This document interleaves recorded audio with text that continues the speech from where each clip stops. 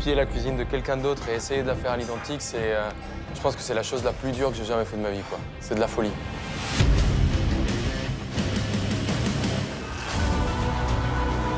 Dans Cuisine Impossible, deux grands chefs parmi les plus doués de leur génération vont se lancer un défi hors du commun. Reste concentré, papa. Reste concentré! D'un côté, Juan Arbalaise. À 30 ans, ce jeune chef ouvre déjà cette année son 6e restaurant. Colombien d'origine, Juan s'est formé auprès des plus grandes tables étoilées. Nous, on veut un peu de samba, un peu de salsa dans les papilles, que ça danse et que ça pique. Juan prend des risques. Il y a le culot, il y a l'envie, il y a l'énergie, et ça, c'est infiniment respectable. Face à Juan Arbalaise, Julien Duboué. Formé par les plus grands chefs entre New York et Paris, ce surdoué de la cuisine est aujourd'hui à la tête de 5 restaurants. Il y a un moment de partage, un moment d'émotion qui se retrouve dans mon restaurant, et ça, pour moi, c'est magique. Le plus dur, nous, on le sait, c'est faire stand dans la qualité. Et ça, Julien sait le faire. Et aujourd'hui, c'est top, c'est juste dans l'air du temps. Juan et Julien sont deux chefs dont la réputation n'est donc plus à faire.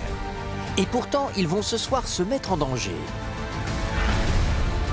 Chacun va envoyer l'autre dans un pays différent. Allez, mon petit gars. Oh! Oh non, l'Islande! Tu vas aller au Maroc. Ouais, j'y ai jamais mis les pieds. Le but, reproduire à l'identique la spécialité d'un restaurant local. Ça sent les épices. Voilà, classique, hein, on est là. Pour y parvenir, chaque chef français n'aura qu'un seul indice, la dégustation de la boxe. C'est quoi cette beauté divine, quoi? La pâte, je sais déjà que c'est pas un cadeau du tout. À lui de mettre tous ses sens à contribution pour reconnaître les ingrédients, les assaisonnements et les techniques de préparation. Je dirais peut-être Cabillaud. Il va pas m'aider! Il va pas m'aider! C'est quoi, agabé. Il aura moins de 24 heures pour faire ses courses. Il n'y a que des magasins de fringues, pas un boucher à la vue, quoi. C'est la caverne d'Ali Baba, là-dedans. Hein. Passer derrière les fourneaux. J'ai l'impression que je suis la Maïté des temps modernes, là. Oh, l'anguille est en train de bouger, je vais peut-être là. Tiens, voilà ton truc. Et servir ce menu complet à 10 clients habitués du restaurant. C'est assez stressant, la lutte un peu contre le temps. Allez, faut que j'accélère, Il a chaud le lapinou quand même, hein? J'avais pas réalisé que c'était aussi minutieux en fait. Ces 10 clients jugeront ses plats et les noteront sur 10. Je préfère les salades du chef français à celles de Habiba. Oh là, c'est beau ça! La moyenne de ces notes déterminera le gagnant de ce duel à couteau tiré. Tu crois vraiment que tu vas réussir? Ouais, là j'ai pensé à toi, je voulais te défoncer. Pour atteindre cet objectif, nos deux chefs devront se débrouiller seuls. Mais vous avez froid les filles ou quoi? Il fait pas assez chaud comme ça, l'autre vient me coller là. Là t'es à Hollywood, il y a que des Salma Hayek partout. Et dépasser la barrière de la langue. Rodwayne et Zik. Rouge, Tieg, Kimbernote. Complètement perdu. C'est bon, monsieur. C'est bon. Entre paysages somptueux. Putain, regarde ça, c'est ouf! Quand c'est la nature qui prend un peu le dessus, je trouve ça magique. Je suis un peu seul au monde là. Et expériences déroutantes. Ouais, alors? Mamie. Mais il y a les poils là encore là. Ils braveront les éléments et surmonteront les obstacles pour tenter de s'imposer. Oh la vache! C'est un piment fort. Il est bien celui-là. Et regarde! C'est qui le patron? Qui, de Juan Arbalaise ou de Julien Duboué, s'inclinera ce soir face à l'autre? J'ai l'impression d'être un peu dans les starting blocks, à fond les ballons. Cuisine Impossible, la compétition culinaire la plus incroyable jamais réalisée. À tout moment, ça peut péter.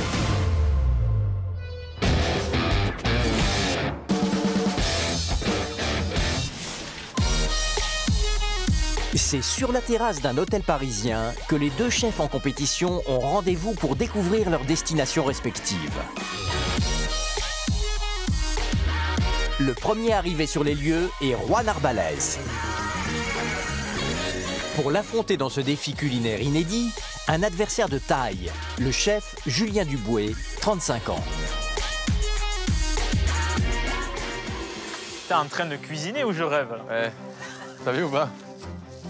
Je savais que t'allais arriver un peu en retard, j'ai avancé un peu. Qu'est-ce que tu nous fais? Écoute, la seule chose que je sais faire, tu sais, du poisson cru avec de la coriandre et du citron vert. Il n'y a pas de coriandre sur la table. Tu vas faire comment? T'as regardé, c'est une épreuve là aujourd'hui. Je suis perdu. Je suis ravi de retrouver Julien, qui est un pote depuis longtemps. Et même avant qu'on ait un challenge entre nous deux, on s'est toujours taquiné. C'est la vraie vie. Tu redoutes quoi comme destination? Parce que là, on est bien au soleil. Hein. Moi, j'espère que ça sera de soleil. Hein. Tu crois franchement que je vais te parler de ce que je redoute là, maintenant? Je vais rien te dire du tout, tu vas réfléchir tout seul. Moi, je sais déjà ce que tu n'aimes pas.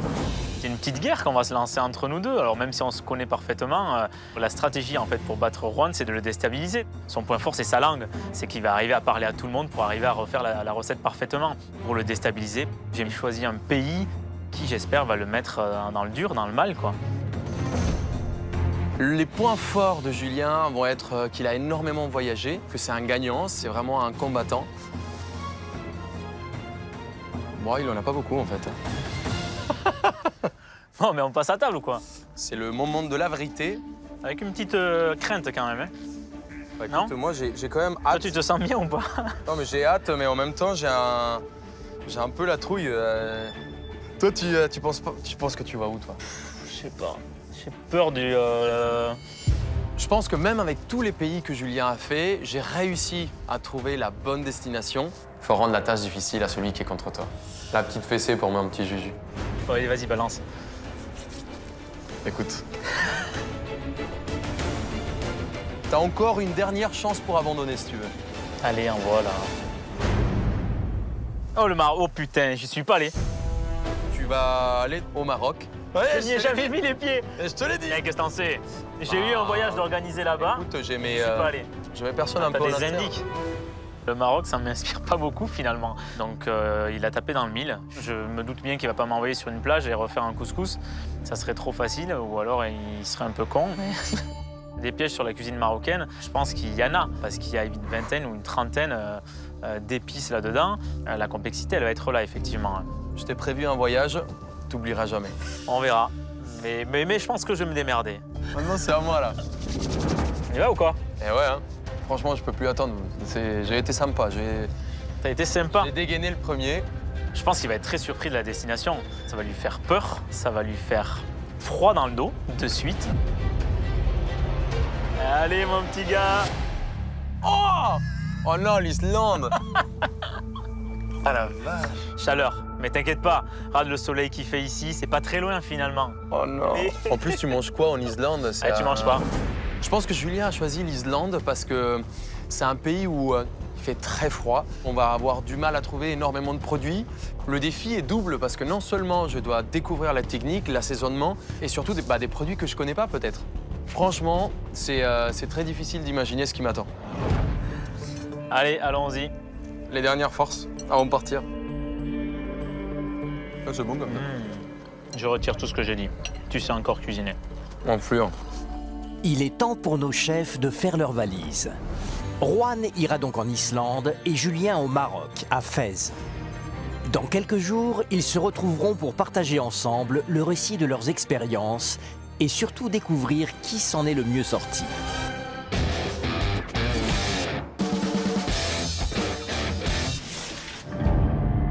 Quelques jours à peine se sont écoulés et retour à Paris où nos deux chefs viennent d'atterrir. Ils vont visionner ensemble leurs aventures respectives. À la fin, ils sauront lequel d'entre eux va remporter cette compétition inédite. Bon alors, ce voyage? Écoute, c'était royal. C'était hyper enrichissant, dur. Et toi? Bah écoute, je me suis retrouvé face à des expériences uniques. Franchement, c'était incroyable. On voit ça? Allez, regardons.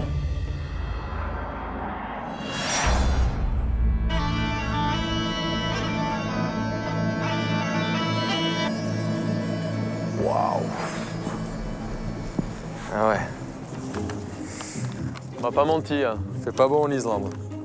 Ah bah. D'ailleurs. Donc maintenant, il faut que je trouve la voiture. Ah, il y a un truc qui clignote là-bas. Je l'ai. Oh la vache, il pleut, c'est horrible. Impossible. C'est quoi ce temps? Franchement, j'avais envie de rentrer là. Je vais me prendre un canoë, un Zodiac et je rentre tranquille. Bon début. C'était violent. Franchement, on a commencé, mais tu m'as rentré dans l'art. Et bah, ça, c'est la première bonne nouvelle. Gros 4x4. C'est à 2400 km de la France, entre le Groenland et la Norvège, que le chef Juan Arbalaise a moins de 48 heures pour relever un défi culinaire inédit. Proche du cercle polaire, l'Islande est une île où volcans et glaciers se côtoient. Les geysers intempestifs et les aurores boréales rythment la vie de ses 331 000 habitants, et le mercure dépasse rarement les 10 degrés.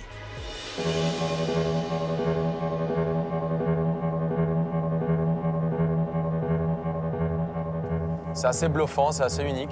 J'ai rarement vu ça, quoi. Tu sais, il n'y a pas d'arbres. La végétation est naine, toute petite, elle se protège. Beaucoup de pierres. Là, c'est hostilité totale. Le truc. Bonjour, la vie. Il ne doit pas y avoir grand-chose à manger, hein. Je pense que c'est un terrain propice à l'agriculture de roches, de pierres et de cailloux. Ça va pas être facile, hein. Ni d'être chef, ni d'être agriculteur. À tout juste 30 ans, Juan Arbalaise est considéré comme la star montante de la cuisine. Pour preuve, ce jeune Colombien est déjà à la tête de 6 restaurants. Le dessert est en place, sur les acidités, plein de peps. Allez, let's go. Le plus important pour moi quand je crée un plat, c'est que ça taquine un peu les papilles. On n'aime pas les trucs un peu plats. Nous, on veut un peu de samba, un peu de salsa dans les papilles, que ça danse et que ça pique. Salut, monsieur! À 18 ans, je quitte ma Colombie natale pour venir en France, sans aucune connexion, juste mon sac à dos et mes couteaux. J'ai réussi à trouver un travail dans une école de cuisine. Et ça m'a ouvert les portes pour réussir à rentrer chez Pierre Gagnère. Derrière, je fais le Georges V, le Bristol. Et quelques années après, j'ouvre mon premier restaurant à Boulogne. Et depuis, on a ouvert un restaurant tous les ans. Juan ne cesse de surprendre, jusqu'au chef Pierre Gagnère, élu plus grand chef étoilé du monde par ses pairs. Il était stagiaire chez nous. Il sortait de l'école, je pense. Et il a appris des codes, le respect du produit. Juan est curieux, il aime les gens, ça se sent. Et Juan prend des risques. Il y a le culot, il y a l'envie, il y a l'énergie. Et ça, c'est infiniment respectable, hein. Ouais, c'est dit, frérot, super. Moi, j'adore les challenges, j'adore les défis. Je suis très difficile à décourager. J'ai un mental qui m'a toujours aidé dans ma vie, dans le sport, dans tout. Ce challenge de cuisine impossible, on n'est jamais serein de ce qu'on va goûter. Mais je suis prêt à en découdre. On est chaud, quoi.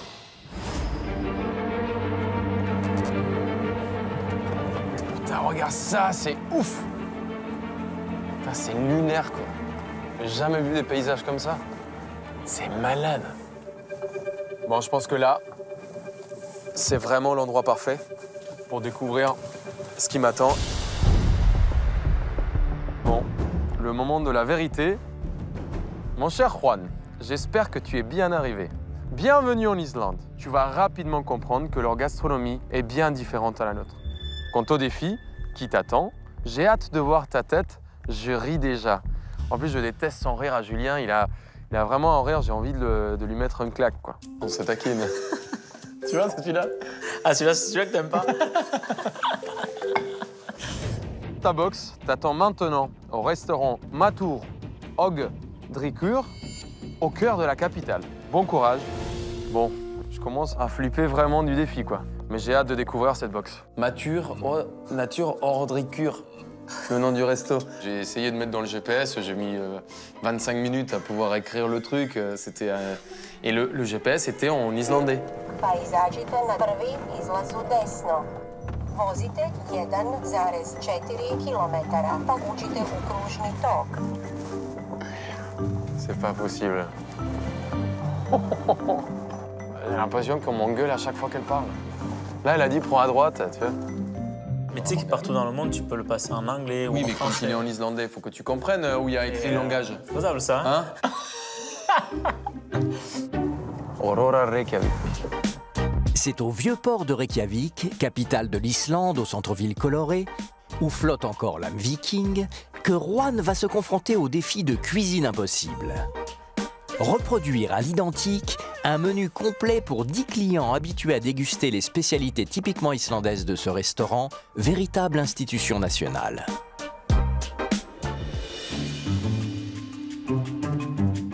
Ah, c'est là.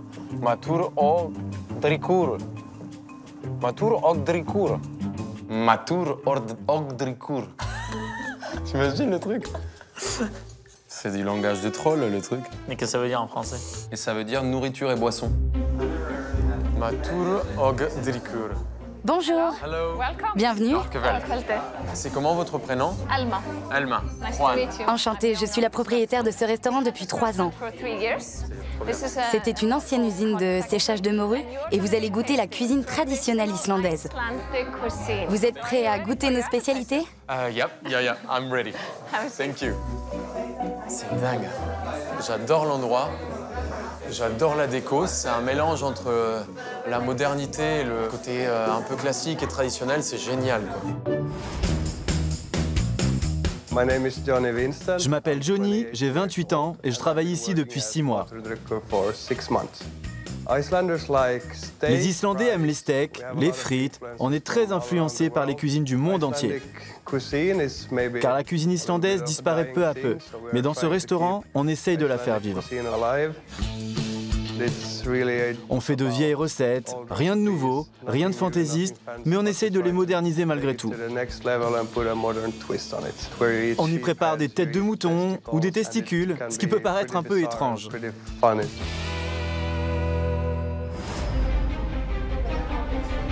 Il est temps pour Juan de découvrir le contenu de sa box. Oh la vache. Voilà. Alors c'est ça le bébé. À l'intérieur, les plats islandais qu'il va devoir reproduire à l'identique, sans recette ni aide extérieure.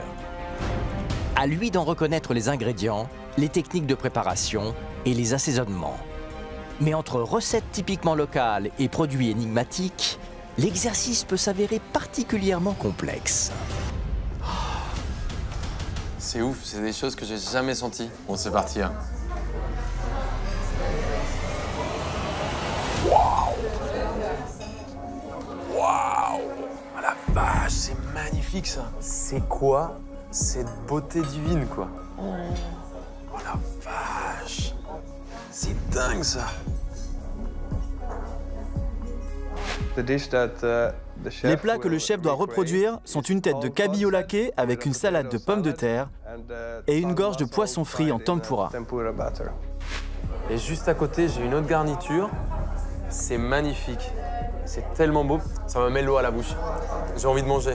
Tu savais ce que c'était? Quand t'as vu la tête, tu te... Je savais que c'était la tête du poisson. Ouais. Non, mais pour refaire ça. Bah, à ce moment-là, j'étais À manger, t'es content de manger. À ce moment-là, j'étais pas en train de penser qu'il fallait le faire, tu vois. J'étais, waouh, c'est génial, je vais le bouffer. Ça donnait envie, quoi. Ah ouais, j'avais vraiment envie de le bouffer. Oh là, c'est pas la vie, ça. Oh la vache. C'est une tuerie, mais incroyable. On a l'impression limite de manger une viande, quoi. C'est incroyable. La tête de cabillaud est laquée avec un glaçage à base de myrtille, qui apporte un goût sucré et donc de la profondeur au plat. C'est extrêmement juteux. La cuisson est magnifique, la caramélisation est juste parfaite. La tête, elle est un peu aplatie. Je me demande s'ils ont pas... Ah ouais, tu vois. Là, il sourit. Là, il est content. Et je me demande, tu vois, si ils n'ont pas enlevé la gorge du poisson. Et ouais. Donc je pense que ça, c'est la partie d'en dessous du poisson. La gorge, ça, c'est la sauce qui va me... Là, quand même, le glaçage est vraiment net. J'arrive pas à comprendre ce qu'il y a exactement. On a une sauce qui est très épaisse. Il y a un côté salin, mais j'arrive pas vraiment à le découvrir, quoi. Pourtant, il va falloir trouver, Car dans 24 heures, 10 clients du restaurant vont goûter la version de Juan de cette tête de poisson caramélisée. Je suis pas sorti de l'auberge, je te le dis. Hein. Il y a quand même beaucoup de taf. Tu as vu comme c'est technique. Tu as une poisson, une tête de poisson qui est parfaitement laquée. C'est pas évident, ça. Bah, attends. Tu la cuis comment? Tu la cuis vapeur ou tu la cuis dans l'eau? Bah, déjà, la première question, est-ce que tu enlèves la peau ou tu la laisses? C'est vrai, ça. Voilà, ça, si je me trompe pas, c'est la gorge du poisson. Je suis pas sûr, hein, mais à la forme, on dirait qu'il est travaillé un petit peu en tempura. La tempura est une pâte à tempura classique, à laquelle on ajoute de la bière islandaise pour lui donner ce côté aérien. Eh ouais, c'est une seule pièce, donc c'est vraiment la partie d'en dessous du poisson qui est vraiment magique. Mais bien joué d'avoir découvert la gorge de poisson dans la tempura, là. Moi, je me doutais qu'ils allaient la sortir pour la cuire différemment, parce que c'est ce qu'ils appliquent traditionnellement dans le sud-ouest. La cocochasse. Eh ouais. Et ça, je l'ai appris, eh ouais. Sud-ouest. Ça, c'est le sud-ouest. Mais t'as été malin, parce que t'as regardé dessous la tête, en fait. Bien vu, mec. Magique. Et la grébiche en dessous à la nette est tellement bien assaisonnée sur l'acidité. On dirait qu'on a un peu de fenouil au vinaigre. Ça va pas être facile, hein.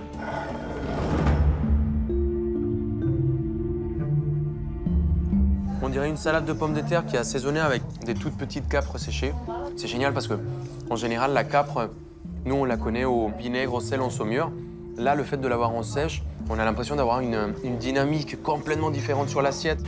La salade de pommes de terre apporte un peu de fraîcheur à la tête de cabillaud qui est très intense en goût. Il a lié le tout avec... c'est pas de la crème, c'est un peu acide. J'arrive pas à savoir ce que c'est exactement. Le problème, c'est que s'il utilise peut-être des crèmes fermentées ou des fromages frais typiques d'ici, pour les retrouver, ça va être très très compliqué, quoi. Pour marquer un maximum de points et remporter ce duel, Juan n'a pas droit à l'erreur. Ça va pas être facile, ça. Surtout la caramélisation, parce que la recette, si je l'ai pas...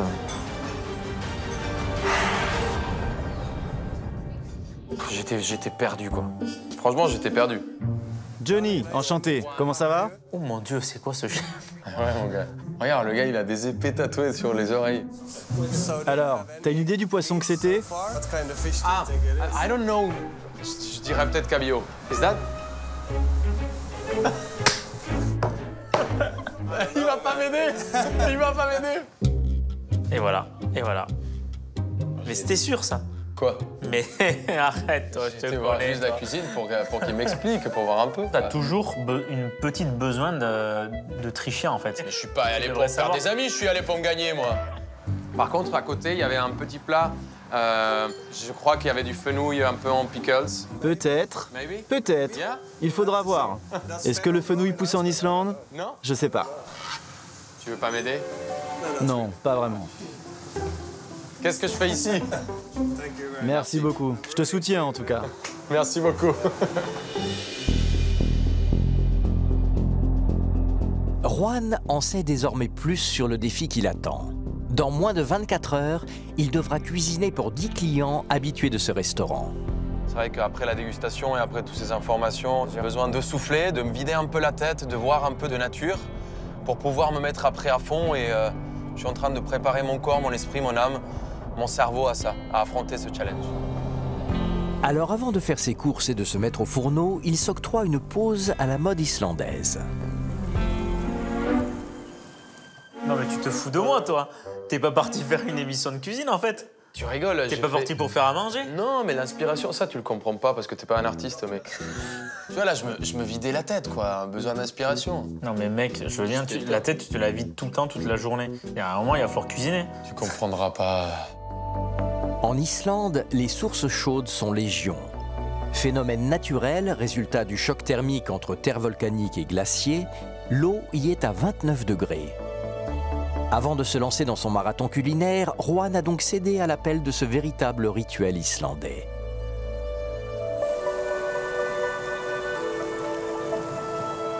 C'est incroyable. Le choc de température avec l'extérieur est très fort, mais c'est très agréable et très relaxant, c'est très décontractant. Donc là, t'es parti faire cuire les pommes de terre dans de l'eau chaude, c'est ça? Écoute, faut joindre l'utile à l'agréable. Tu connais cette expression ou pas? Ouais, je connais, ouais. Ça me tarde de voir ce que tu vas sortir aussi. Mais cette pause sera de courte durée. Car après cette journée riche en découvertes et en émotions culinaires, Juan ne pense plus qu'à se reposer quelques heures. Demain, c'est une journée marathon qui l'attend, avec un seul objectif, reproduire à l'identique le repas typiquement islandais qu'il a dégusté aujourd'hui, puis le servir à 10 clients venus le juger et le noter. Notre chef saura-t-il relever ce défi culinaire sans précédent ?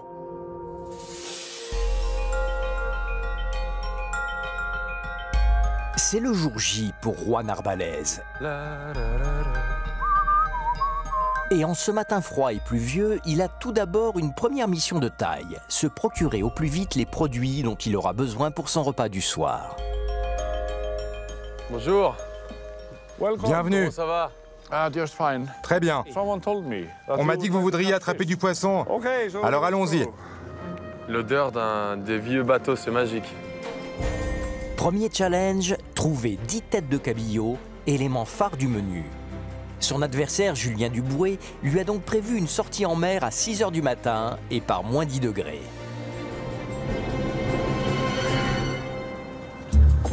Bon, on va pêcher maintenant. Oh la vache! J'adore tes gants, ça me fait du bien de te voir avec des gants là. T'arrives pas à te rendre compte, c'est un... Si. C'est d'une violence. Ouais, ça te fait du bien, ça raffermit les chairs. On va se poser ici. Donc là, on a la canne à pêche qui est vraiment au fond, en fait. J'arrive à le sentir. Et on essaye de draguer les cabillots qui sont au fond. Il m'en faut 10, hein, donc on n'est pas couché, hein. J'ai quelque chose, là. Ça bouge, là. Putain, il y a du poscaille ici, je te le dis, hein. Là, c'est un petit cabillaud. Ah mais là, t'es mal barré là avec ton gardon là. Mais ça c'est un appât mec, c'est avec ça que tu pêches. Mais t'as été à quelle pêche? Tu choisis toi tes poissons quand tu pêches ou quoi? Oh la merde. Une sardine de cabillaud, tu vois le truc, mais... Oh la merde que t'as ramené. J'étais trop mal, hein. Tu vois ou pas? Là, je commençais un peu à désespérer. Hein. Il vaudrait mieux attraper son père. On va le renvoyer à la mer avec un message. Un plus grand en échange. C'est ça, il me faut son père. On fait parfois ça, et on demande un plus grand à la place. S'il te plaît, ramène ton grand frère ou ton papa. Allez, on va pour le gros. Là, il me faut un 15 kilos, là. Vous allez voir, il va être tellement gros que je vais pas faire 10 tests, je vais en faire qu'une. Allez, t'es où, mon copain? Viens me voir que le sudiste, là, on va lui apprendre. Hein. Tu joues pas avec les Colombiens, hein. Les gars. S'il vous plaît, por favor. Tu te rends compte que t'es en train de parler à des poissons, là? Hein? Ça va? Tout se passe bien? Bah, c'est la nature. Toi, t'as aucun sentiment. T'es un animal. Il est bien, celui-là. Et regarde! C'est qui le patron? C'est parfait, ça. Voilà. Ouais, mon Juju, tiens. Je pensais que j'allais pas y arriver. Là, il est pour toi, celui-là. Hein. Il est beau, il est charnu, il est magnifique, regarde. Ah ouais, celui-là, il est beau. Eh ouais. J'en ai 1, 2, 3, allez, 4, grand maximum. Ça va être un peu compliqué, là. Je sais pas quoi faire. Ça va être très compliqué. J'espère que dans le restaurant, ils auront du poisson, parce que sinon, il va falloir que j'invente une histoire, que je dise que c'est la journée du partage, quoi. T'as les 10? J'ai que 3 pièces. Ça commence bien, la galère. Merci beaucoup. Tack för hjälpen. Le plaisir est pour moi. My pleasure. Thank you very much. Okay, thank Have you. a good day. Vous de même. Allez, au revoir. Avec seulement 3 têtes de cabillaud pour 10 convives, Juan est plutôt mal parti. Et il doit encore trouver le reste des ingrédients dont il pense avoir besoin pour son menu avant de passer en cuisine. Mais dans une ville inconnue, faire ses courses peut s'avérer une véritable expédition. Ça, c'est l'église luthérienne. Parfait. On est en plein centre-ville. Moi, faut pas que je traîne. Il faut que j'y aille faire tous mes courses. On est parti.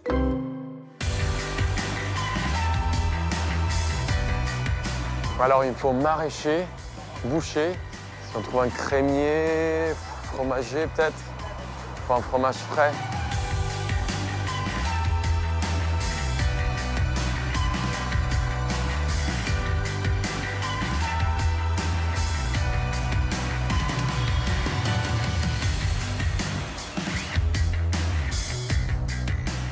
Il n'y a rien ici. Il n'y a que des magasins de fringues, pas un boucher à la vue, quoi. Là, j'ai cherché de tout. Là. Toute la ville à pied. Et toute la ville. T'as trouvé? Rien. Sorry, excuse me. You're from here? You don't know where can I find some vegetables or meat to buy here? Oh. Do you know where can I buy some vegetables or some meat or fish? You don't know that? La tête de la petite. Un légume, c'est quoi ça? Ouais, regarde. Waouh. Non. Et oui, c'est ça que j'attendais, que personne te parle. Regarde. Excusez-moi. Vous savez où je peux trouver des légumes, un petit marché local? Je suis vraiment tout seul, quoi. Il n'y avait aucun commerce de bouche. Aucun. Aucun. Il n'y a pas de boucher, il n'y a pas de poissonnier, il n'y a rien du tout, quoi. C'est... Il n'y a rien. Bah, ils font bien les courses. Bonjour. Hello. Hi. How are you doing? Je cherche un petit marché avec des producteurs locaux. Vous savez où je peux trouver ça? Not really, no. Non, pas vraiment. En fait, vous devez aller au supermarché parce qu'on n'a pas vraiment de marché local ici. Stuff like that. Merci. Bonne journée, au revoir. En visitant le pays, on se rend compte qu'il n'y a pas grand-chose qui habite dessus. Donc, je pense qu'il y a beaucoup la culture d'importer. C'est horrible. T'as atterri où, alors? Bah, regarde. Bon, on va faire un point. Il faut que je fasse une mayo. Donc des œufs, de la nette. Il faut que je vois s'il y a des citrons, peut-être un peu de vinaigre. Et après, il y avait quelques pickles de fenouil. Donc il faut que je trouve les fenouils quelque part.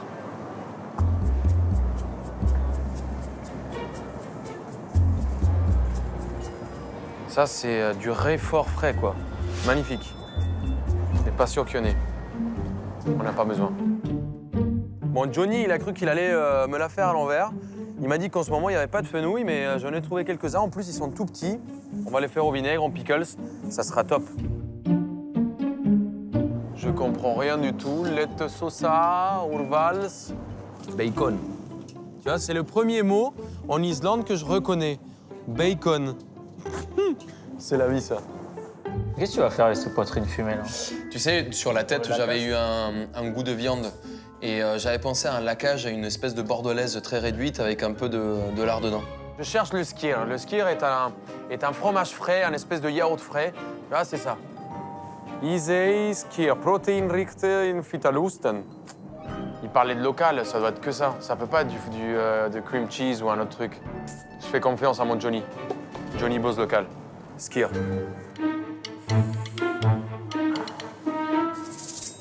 C'est quoi ça? On dirait du vinaigre, mais je suis pas sûr de quel vinaigre c'est. Rodwein et Zik. Fruchtig, Himbernot. Aucune idée quel type de vinaigre c'est, aucune idée. Complètement perdu. Un dessin avec dans l'image un radis, une laitue et une betterave. C'est pour faire des salades. Donc c'est des vinaigres. Ouais, mais tu sais pas quel vinaigre. Les courses enfin terminées, Juan doit rapidement regagner le restaurant où l'attend le chef Johnny. Car dans 2 heures, il devra servir son repas à 10 clients venus juger et noter ses plats s'il veut espérer remporter le défi de cuisine impossible. Bon, on part en cuisine. Eh, j'ai mis mon t-shirt de la chance, palmier, la Colombia avec moi. J'espère que ça va me porter de la chance. J'espère aussi. Tu sais qu'à la base, c'est un trèfle qui porte chance, c'est pas des palmiers.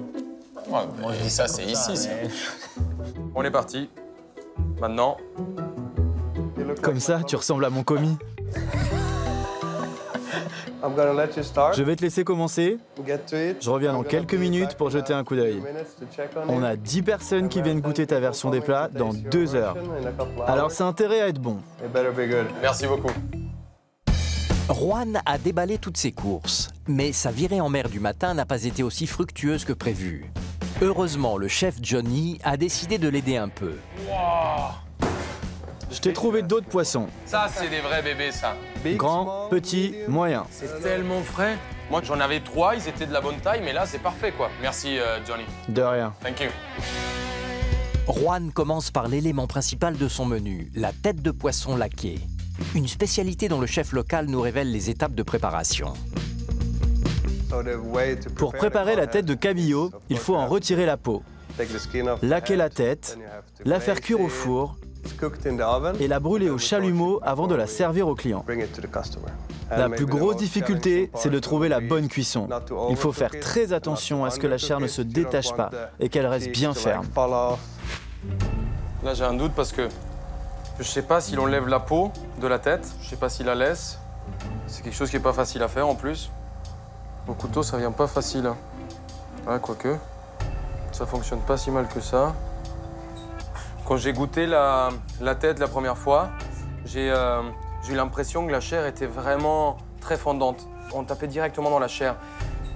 C'est la première fois que j'essaye. Je fais un travail plus de boucher que de poissonnier parce qu'il faut suivre vraiment l'os. Je suis en train de le faire à cru et ça marche assez bien. Il parle encore, le bordel. Là, je vais aller chercher l'œil. L'œil se mange et ma grand-mère, elle était fan de manger la tête. Le poisson était frit en entier et elle venait, elle trempait sa cuillère dedans. Elle sortait, elle mangeait l'œil comme ça, tout simplement. J'ai l'impression que je suis la Maïté des temps modernes, là. Oh, l'anguille est en train de bouger, je vais peut-être la...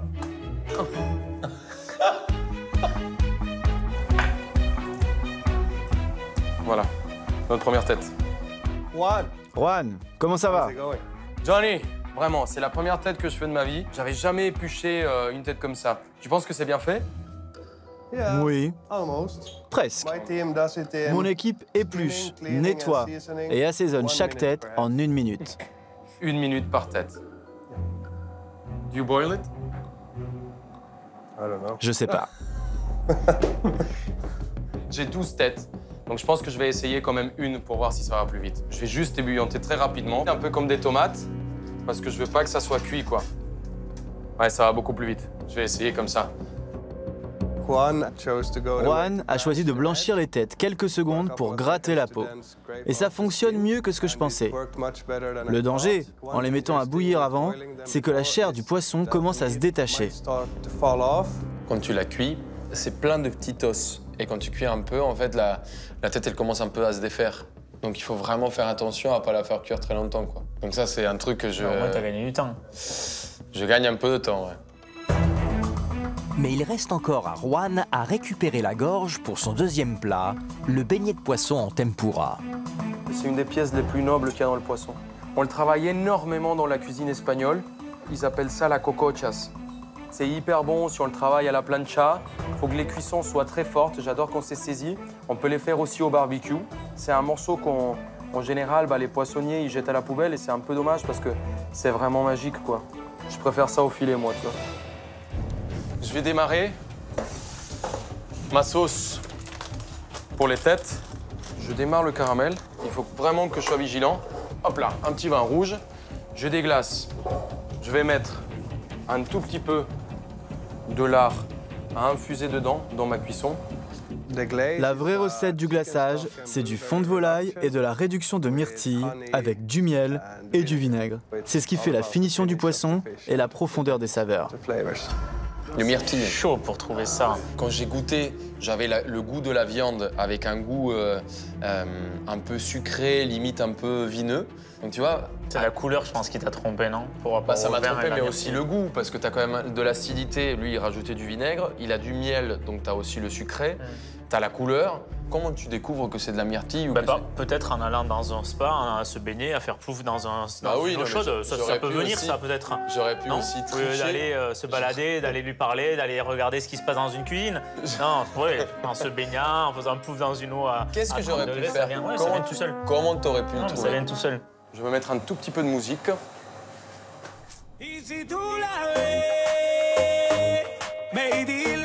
Parfait, ça. On peut bosser maintenant.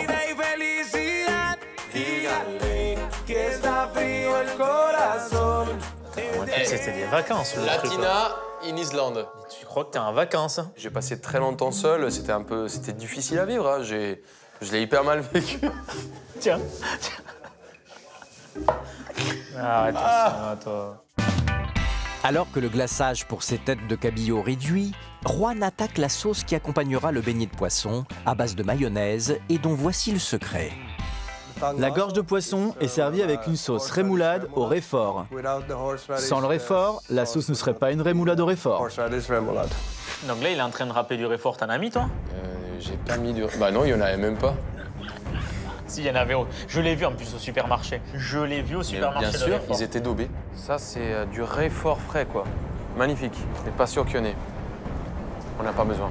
Mais bon voilà, arrête de faire le français à faire de la mayonnaise, mec. Va chercher les produits qu'ils ont là-bas. Et regarde ce que j'ai fait. J'ai fait une mayonnaise à la nette. Mais tu t'es planté. C'est hyper excitant. J'ai l'impression d'être un peu dans les starting blocks d'une compétition et être vraiment à fond les ballons, quoi. Quand je cuisine, j'ai vraiment envie de faire plaisir aux gens. C'est mon but ultime, donc j'espère que j'aurai la meilleure note. Encore faut-il réussir à terminer dans les temps. Une gageure pour Juan qui n'a pas encore attaqué sa 3e préparation, la salade de pommes de terre. Une recette que nous explique le chef local. La salade de pommes de terre en elle-même est très simple. C'est des pommes de terre bouillies avec du babeur, des échalotes, des oignons rouges en pickles et des capres. Pour la salade de pommes de terre, je suis en train de dégoûter le skyr. C'est un espèce de fromage blanc, très peu gras. Je l'égoutte pour enlever le maximum d'humidité. Je vais venir assaisonner mon skyr avec des capres, un peu d'échalotes, un peu de ciboulette, un peu d'estragon. C'est comme une béarnaise, mais à base de yaourt. C'est la même garniture, mais ça va être beaucoup plus frais, c'est plus dans la finesse. Je suis pas sûr que ça soit du skyr. Ça, c'est un vrai pari. Pour le coup, j'ai fait un coup de poker total. Il a décidé d'utiliser du skyr. Ça donne beaucoup de goût. Moi, je trouve que le babeur est plus neutre. J'ai peur que le skyr prenne le dessus sur le goût de la salade de pommes de terre. Là, j'étais vraiment à côté de la plaque. Mais j'aurais jamais dit que c'était du lait cru. Franchement, c'est dur, ça. Mais on est sur un produit qui est blanc. C'est un produit laitier. Qui a des acidités et qui a un lion, tu vois, pour les pommes de terre, avec une texture peut-être un peu plus crémeuse chez lui. C'est assez stressant, la lutte un peu contre le temps. Je sais qu'il y a des clients qui arrivent dans pas très longtemps. Il faut être prêt, faut que tout soit nickel pour leur arrivée. C'est pas une recette que je maîtrise, donc il y a beaucoup de choses où je tâtonne un peu. Je goûte beaucoup. Essayez que mes recettes s'approchent le maximum aux siennes. Mais c'est pas facile. Bon, mon glaçage, il est parfait en texture. Je vais commencer déjà à glacer un petit peu les têtes. Je vais tout simplement faire déjà une première couche pour que mes têtes commencent à prendre un peu le goût. Quand je vais les mettre au four, ça va réduire et ça va me faire une croûte qui va caraméliser le tout. Je vais faire mes gorges et ma tempura. Là, j'ai un peu de blanc d'œuf, un peu de farine. Je vais bien mélanger le tout. Et là, un peu de bière pour détendre le tout. L'heure tourne. Et pendant que sa pâte à tempura repose, Juan se presse de dresser ses accompagnements, car dans moins d'un quart d'heure, il devra servir son menu complet aux 10 clients habitués des lieux, venus juger ses plats. Là, je suis en train de dresser mes pommes de terre, et je me souviens qu'il y avait un peu d'huile tout autour. Après, savoir si c'est vraiment exactement pareil, je pourrais pas le dire, ça sera au client vraiment de décider. Ça, c'est des capres que j'ai séchés et c'est vraiment la fleur de sel du plat. Pour le coup, visuellement, sur la pomme de terre, j'étais vraiment dedans, quoi, ouais. Elle est belle, la salade. C'est la même.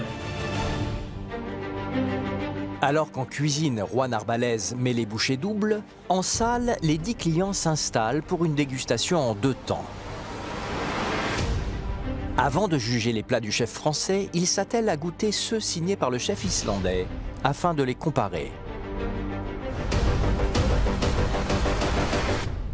Allez, on est parti. Mon four, il est à 180.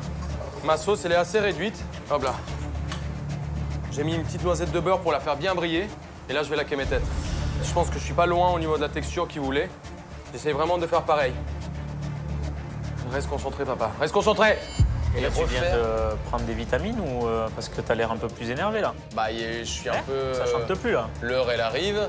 C'est fini, les bains bouillonnants, les chansons en espagnol, là, tout ça. C'est la différence avec toi, c'est que moi, je peux m'amuser, mais quand c'est sérieux, c'est sérieux. Tu vois. Ah oui, je vois ça, ouais. En fait, tu te rends sérieux 10 minutes avant, donc quand t'es dans la merde. OK, ça, c'est dans le four. Allez, 7 minutes. C'est parti. Là, je vais me faire mes tempura. Donc, on va les assaisonner déjà avant. Je vais les faire comme des chicken wings. On les fait rouler bien dans la tempura. Allez, j'en ai 10 à faire. Allez, bébé. Putain, il fait chaud. J'ai oublié que je suis en Islande, là. Hein. La chaleur d'ici, quoi. Là, c'est vraiment... C'est le travail du cuisinier, c'est à la coloration. On n'est pas loin. Bon, elle est un peu différente, ma tempura à la sienne. La mienne, elle est Elle souffle pas mal, je pense que c'est le fait que j'ai mis de la bière. C'est vraiment un parti pris, on va voir ce que ça donne. Hein. Même coloration. On n'est pas très loin, ouais. Ça commence un peu à glacer, je suis pas sûr que ça soit la couleur exacte. Et le glaçage vraiment parfait. Je pense que mon glaçage n'est pas vraiment épais. Il manquerait peut-être un peu de réduction. J'ai pas trop le temps, il faut que j'en voie là.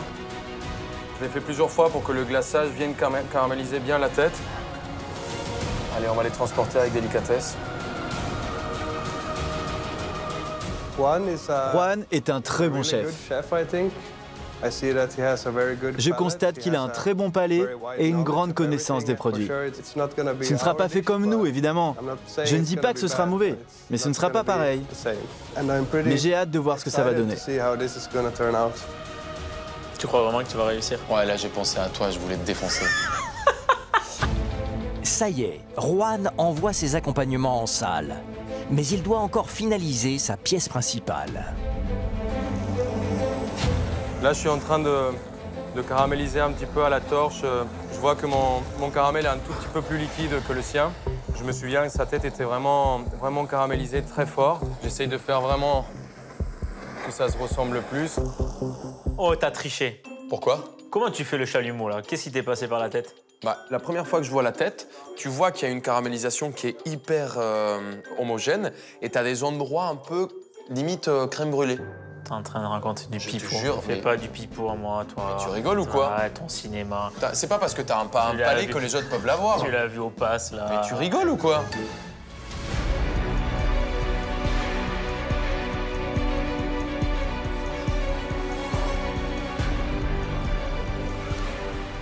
Voilà, journée marathon, quoi. C'est un truc de malade. J'avais tout vécu déjà. J'ai créé des menus pour 1000 personnes, j'ai fait des menus dégustation, j'ai fait des... Mais copier la cuisine de quelqu'un d'autre et essayer de la faire à l'identique, je pense que c'est la chose la plus dure que j'ai jamais fait de ma vie, quoi. C'est de la folie. C'est comme si j'envoyais les tripes de quelqu'un d'autre, quoi. C'est une sensation qui est très bizarre. En général, je me réconforte en me disant que c'est ma cuisine, que c'est ma vision des choses, que c'est mes puissances, mes piquants. Là, je peux m'appuyer sur rien du tout, quoi. Et là, je suis en train de prier pour que ça leur plaise, quoi. Quand je vois ta salade de pommes de terre, elle est top. Le poisson, la cuisson, elle est top. Après, le lacage, il est différent, mais c'est bien, au moins, t'as eu de la chaleur. J'ai eu chaud de la cuisine. Il faisait 3000 degrés. Toi qui voulais de la chaleur. Je vais me cacher ici. C'est assez étrange comme sensation.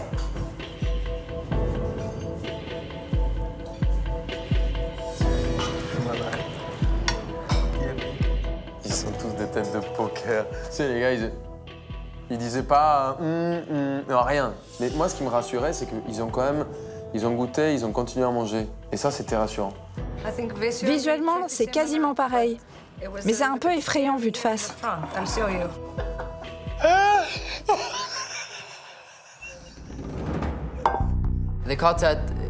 La tête de cabillaud doit être plus sombre et plus croustillante. Et pas aussi moelleuse que celle-là. La tête du chef français est un peu trop cuite. Oui, je préfère la version islandaise parce que celle-ci est beaucoup trop mouillée et pas assez croustillante par rapport à l'islandaise. Globalement, j'ai trouvé ça très bon. La salade de pommes de terre était vraiment identique.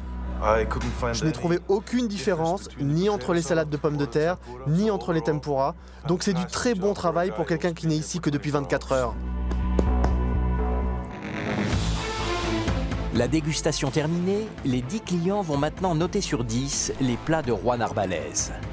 Plus il se sera rapproché du plat originel, meilleure sera sa note.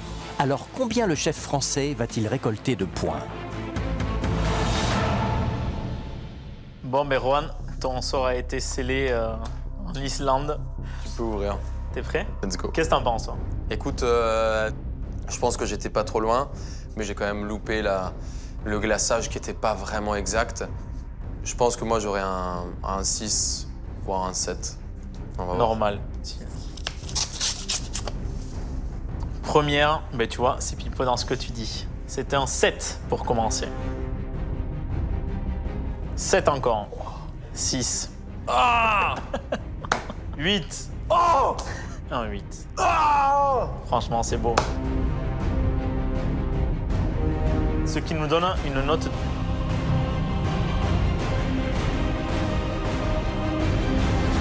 de 7,7 de moyenne. Énorme. C'est énorme.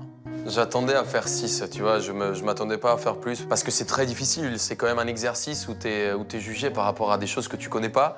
Après, j'ai mis mes tripes, j'ai mis mon âme, hein, j'ai mis mon amour, j'ai mis tout, quoi. Ouais, tu vois, j'ai laissé mon... Ferme-la, ferme-la. T'es parti de balader encore en vacances. Arrête, va. J'ai vraiment travaillé, mais t'arriveras pas. Mais respect. Ça m'inquiète un peu, quand même. J'ai hâte de découvrir ton voyage, quand même. On va regarder ça.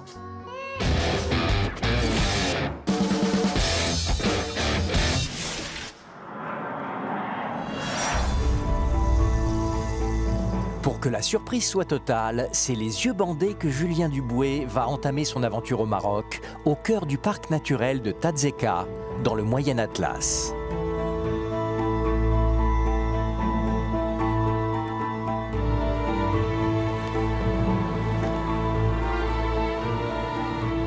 Eh bien, bon, c'est pas la mer.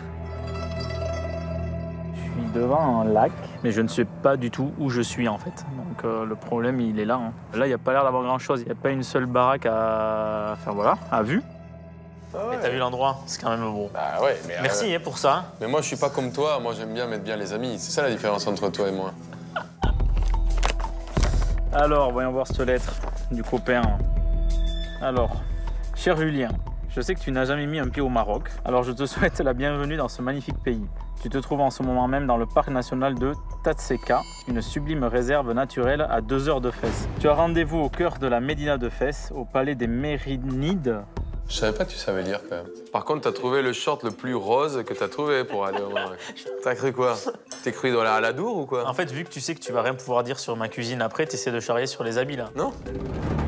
Et c'est là-bas que t'attend la boxe. Bonne route l'ami et surtout bonne chance. PS, j'espère que tu supportes bien la chaleur car la température moyenne à Fès en cette saison s'élève à 37 degrés. Signé Juan. Merci l'ami. Je vais aller où moi là maintenant? Bon bah allez, c'est parti. Ça cognait déjà là-bas. Ouais, mais bon, t'étais quand même en short, t'es tranquille quoi, regarde. Tranquille. Pas de ça, il y a personne. Je sais même pas où je suis. Julien doit à présent rejoindre Fès, où l'attend sa boxe pour tenter de relever le défi de cuisine impossible. Goûter, analyser et reproduire un menu typiquement marocain, et ce en 48 heures seulement. Mais pour pouvoir faire ses courses et passer en cuisine, encore faut-il arriver à bon port et rapidement. J'adore les grands espaces, mais maintenant, en tant que bon Parisien depuis 20 ans, quand je me retrouve là dans un truc où il n'y a pas une âme qui vit, ça fait quand même un peu bizarre. Quel touriste. Et au bout de 2 kilomètres à pied, là, en plein cagnard, je commence à me dire, je vais marcher jusqu'où? Il n'y a rien. Là, j'ai toujours vu personne. Ça fait une demi-heure que je marche et toujours rien. Ah si, ça y est, il y a des panneaux là. Ah, ben il y a des maisons. Voilà, parfait. Et bien maintenant, j'ai plus qu'à les rejoindre. Il y a bien qui va avoir une voiture là-dedans.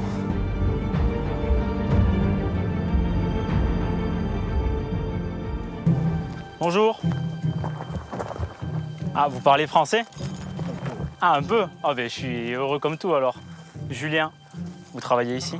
Vous travaillez ici, oui. Ici. C'est magnifique. Vous avez de la chance d'être ici. Vous savez comment on peut faire pour rejoindre une grande ville comme Fès? Tu veux aller à Fès? Oui, s'il vous plaît. Bien. C'est vrai? Oui. Bah, merci beaucoup. Ça y est, je suis plus tout seul. Bonjour. Bonjour. Julien. Ça va? Oui, Ahmed. Bonjour. Vous allez à Fès? Oui. Tu peux montrer avec les moutons? Ah oui? Oui, parce que ici, il est plein. Il est plein, mais il n'y a pas une petite place là? Il n'y a pas une petite place là? Non mais sans déconner là, toi tu l'as défoncé. Eh ben je suis bien tiré avec les moutons maintenant. Et voilà, voilà partie. Salut toi. Elle a pas l'air ravie de me voir. Ah, c'est une tête noire comme au Pays Basque. Toi t'avais un 4x4 et des geysers et moi j'ai un 4x4 mais dans les moutons. J'espère que c'est pas très loin quand même, hein.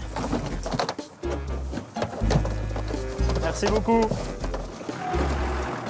Merci, je sais pas si je dois dire merci en fait. Je peux même pas m'asseoir. Regarde, le roi du Maroc, là. Ok, Mara, tu vois. T'étais pas mieux dans ton 4x4, même en parlant en islandais en GPS? C'est pas plus facile, ça, quand même? Ouais, j'étais bien, quand même. Et vous avez froid, les filles, ou quoi? Il fait pas assez chaud comme ça, l'autre vient me coller, là. Il y en a bien une qui va me chier dessus avant d'arriver.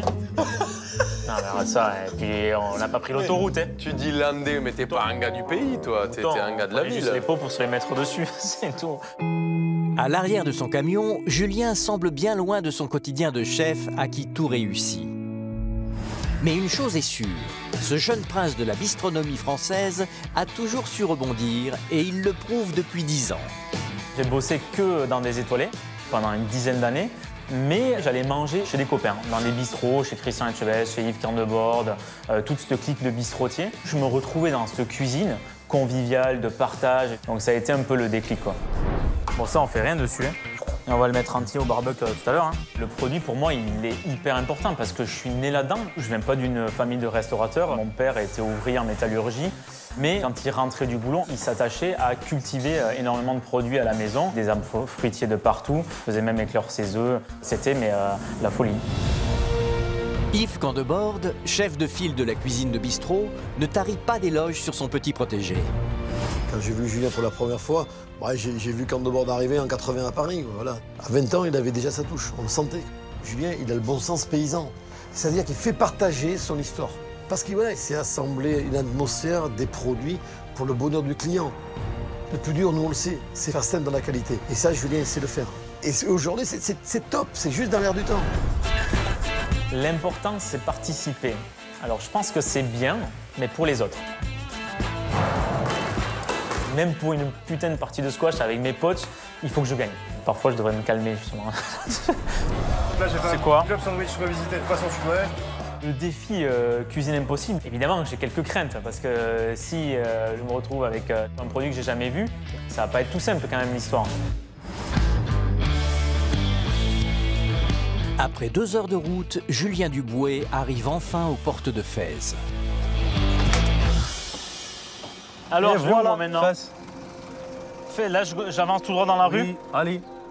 Merci beaucoup. Bonne chance. Merci. Allez. Deuxième plus grande ville du Maroc avec plus d'1 million d'habitants, Fès est connue pour sa médina classée au patrimoine mondial de l'UNESCO. Un dédale de ruelles dans lequel notre chef va devoir trouver le restaurant où, dans moins de 24 heures, il devra cuisiner pour 10 clients habitués à y déguster les spécialités marocaines. C'est beau quand même, hein? C'est magnifique. Alors, Palais des Méridides. Palais des Méridides. Bonjour. Voilà, les premiers pas dans une médina. Et ah, ça, c'est sûr qu'on peut pas dire qu'ils sont pas accueillants, hein. Il y a tout le monde, dès qu'on passe dans la rue, ils sont tous à dire bonjour, avec plein d'artisanats différents, hyper beaux. Ça va, c'était pas que un challenge, t'as quand même bien profité. Regarde, tu te balades, t'es peinard quand même. Ouais. Regarde-le, main dans les poches. Ça, c'est vraiment la position qui te va bien. Hein? Mais après, t'inquiète pas, je vais les sortir, hein, ça va accélérer. Bonjour monsieur, vous parlez français? Ah oui, vous parlez français. Tout le monde parle français en fait ici. C'est bien, hein, c'est pratique. Dites-moi, est-ce que vous savez où c'est le restaurant Le Palais des Méridides? Pourquoi tu cherches ça? Parce qu'il faut que j'aille faire à manger. C'est bien. Donc j'avance vers là? Le tagine Maroc? Ah, dites-moi, tout ce qu'il y a dans ce restaurant, ça va m'aider parce qu'en fait, je sais pas ce que je vais devoir faire. Bon, merci monsieur. Bonne journée. Ah, il m'a encore plus embrouillé. Mais il t'a pas dit où c'était? Mais il y en a un qui me disait en bas, l'autre qui me disait en haut. Tu marches. Est-ce que vous savez où c'est le restaurant Palais des Méridides? Oui, vous passez comme ça, vous trouvez à droite. À droite? Oui, et c'est à côté. Super, merci beaucoup monsieur. Merci, bonne journée.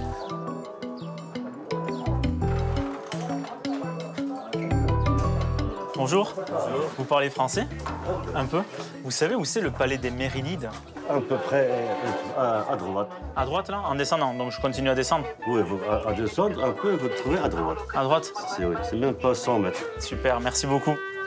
À droite, le problème, ça fait 15-20 minutes qu'ils me disent tous à droite, à droite. Il arrive un moment, je sais pas où je vais atterrir, mais je vais finir à Marrakech. Ah mais ça y est, je l'ai trouvé. Ah, bien. Bonjour. Bonjour, ça va? Ça va bien et vous? Ça va bien. Je m'appelle Julien. Ahmed, le directeur du restaurant. Soyez le bienvenu. Merci. La boîte, on vous l'attend. D'accord, très bien, mais on y va, c'est pour ça que je suis là.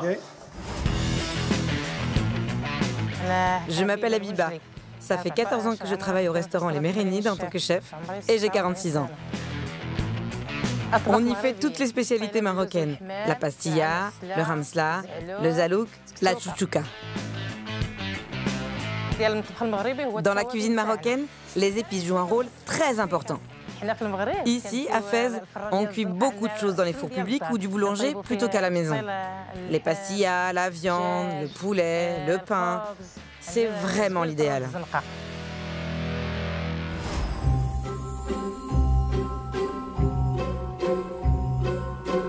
Attends, tu te rigoles, là t'es à Hollywood, il n'y a que des Salma Hayek partout. Waouh! Quel lieu! C'est magnifique, hein? La ville. Toute la Médina. Toute la Médina. Ça s'arrête où? Il y a une mur construit toute la Médina, ancienne. La porte à Nazleten, Bab Boujloud, Bab Lahtid, Bab Daftou. Il y a beaucoup de portes. Ouais. Et ça, c'est quoi? C'est la mosquée? C'est la mosquée de Karaouine. Prenez votre place. Donc moi, je me mets ici, c'est ça? Ouais. Bon, moi, je vais manger. Bon appétit. Merci beaucoup. Bon, mais voilà, je me retrouve à tabler pour la première fois de ma vie tout seul en restaurant. Je pense qu'il s'est trompé, le roi. Il ne m'a pas envoyé dans un pays qui me déplaît. Je suis bien, en fait, ici. Je n'attends plus qu'à manger. Et qu'est-ce qu'il va y avoir dans cette boîte? Ça m'intrigue un peu. Cette box. C'est sur la terrasse d'un restaurant reconnu pour ses spécialités marocaines, élaborées dans le respect des traditions, que le chef Julien Duboué va enfin découvrir le contenu de sa box. Ça sent les épices. Voilà, classique, quand on est là, on y est au bled. À l'intérieur, les plats marocains que Julien va devoir reproduire à l'identique, sans recette ni aide extérieure. À lui d'en reconnaître les produits, les techniques de préparation et les assaisonnements pour espérer battre Juan Arbalaise et remporter le défi de cuisine impossible. Je suis fait avoir, moi, il y a plusieurs plats. Oh. Non, mais il y a combien? Ouais, c'est costaud, merde. Ouais. Mais c'est pareil. Hein. Non, mais là, il y en a 4 en haut. Il y en a 4 à refaire. Il y en a un de plus, vas-y. Oui. Bon, de toute façon, c'est ton problème. Hein. Je suis très content d'avoir tout ça. Maintenant, on va te savoir ce que c'est exactement. C'est sympa. Le chef va devoir préparer 4 plats marocains. La pastilla aux pigeons et aux amandes, la citrouille caramélisée, la salade d'aubergine et la salade de poivrons. Bon, mais déjà, visuellement, c'est magnifique. Ça a l'air d'être une concassée d'aubergine, certainement avec un peu de tomate. C'est très relevé. Dans la salade d'aubergine, il y a du cumin, de la harissa, du paprika, de la coriandre et du persil. Je suis un peu paumé par le piquant du piment qu'il y a dedans, ce qui cache l'autre épice. Je suis sûr qu'il y a une autre épice. Aubergine, on est là-bas, on est au bled, donc qui dit aubergine dit cumin. Pour moi, c'est logique, quoi. C'est logique, mais bon, est-ce qu'il y en avait réellement? Toi, au goût, tu le sens, mais c'était, je trouve, à part le piment qui était dosé, le reste c'était hyper doux et hyper compliqué à déceler. Il n'y a plus qu'à refaire, et ça, c'est pas gagné. Maintenant, deuxième plat. Donc là, des poivrons verts. Ils ont l'air d'être cuisinés avec de la tomate. Hein. Pour que la salade de poivrons soit réussie, il faut griller la peau des poivrons, mais surtout pas les cuire. Les poivrons, ils ont été brûlés, épluchés. Ils sont encore hyper craquants. C'est très bon, c'est même très pimenté. Ça pique. Hein. Il y a une grosse acidité, donc c'est sûr qu'il y a pas seulement de la tomate. Ça arrache quand même. Hein. Je me demande si c'est pas Juan qui a mis du piment partout là de Colombie dedans, quoi. Mais là, j'ai la gueule à feu, quoi. Tu vois, je pensais à toi quand même. Ouais, je vois ça. Je suis sympa, hein. Ouais. Alors autant, les deux premiers, on va dire qu'à l'œil, je savais un peu où j'allais. Là, par contre, jamais mangé, jamais goûté, jamais vu, ni dans les livres, ni dans les restaurants, nulle part. Je sais pas du tout ce que c'est. Alors l'amande, elle est frite. Il y a du sucre. Pour la citrouille, il faut mettre beaucoup d'huile, du sucre, de la cannelle pour bien la caraméliser. Ça a l'air très filandreux. Hyper filandreux d'ailleurs. Je sais même pas si c'est un légume, un fruit. C'est hyper dur de trouver, je sais pas moi, le légume ou le fruit utilisé parce que c'est archi sucré. Oh, par contre, putain. Mais chez nous, c'est un dessert, ça. Voilà, tout simplement, quoi. Agavé. Non, mais là, je suis paumé. Mais là, je suis complètement paumé. Je sais pas si c'est de la patate douce, je sais pas si c'est du potimarron, je sais pas quelles épices il y a dedans, je sais rien. Et le légume, je pense que c'est une courge, parce qu'il y a vachement de filaments. Il y a beaucoup de cannelle. Alors ça, c'est pas le genre de plat que j'aime. Pour moi, la cannelle, c'est dans les pommes et c'est tout. Ah ouais, je vais reprendre de l'eau tellement c'est sucré, parce que là, un dessert à part entière. Mais peut-être que ça en est un d'ailleurs, j'en sais rien. C'était bon? Franchement, c'était un dessert. Enfin, c'était une entrée. Oui, bien sûr. C'était hyper sucré, quoi. Eh bien, on va dire le meilleur pour la fin. Hein. Alors, il y a un truc qui m'effraie dans la pastilla, c'est cette pâte qu'il y a dessus. Je sais déjà que c'est pas un cadeau du tout. J'en ai jamais fait, je sais même pas si c'est de la farine. Bon, pour moi, j'espère que c'est de la farine de blé, de la farine de maïs. Je ne sais pas. Donc ça, c'est merci mon petit Juanito. Mais t'avais déjà fait des pastillas comme ça? Mais jamais de la vie, toi. T'en as déjà fait, toi, des pastillas? Moi, j'ai fait des pastillas triangulaires où tu fais, tu sais... Ouais, en achetant la pâte au supermarché. Mais bien sûr. On est bien d'accord. Mais tiens, tu vas voir la pâte. tu vas voir le délire. Tu croyais que j'allais te donner une taloa ou quoi? Il est fou, celui-là. Dedans, c'est farci. De quoi les composer, c'est dur, hein. Il y a l'air d'avoir énormément d'épices dedans. Ça, je pense que ça va être vraiment le plat le plus compliqué. Le plus important dans une pastilla marocaine, c'est de faire 2 farces différentes et de cuire les pigeons à part. Qu'est-ce que c'est? Ah, mais c'est bon. Pour moi, c'est... ça peut pas être une cuisse de poulet. Hein. Comment aller? Donc, c'est une cuisse d'un petit oiseau, je pense de pigeon. Le goût, hein. C'est très, très, très sucré. Non, mais là, c'est impossible. Le mec, il me donne les 20 ingrédients qu'il y a là-dedans, comme ça, à l'œil ou même en goûtant. Franchement, je lui tire ma révérence, quoi. C'est improbable. Sans déconner.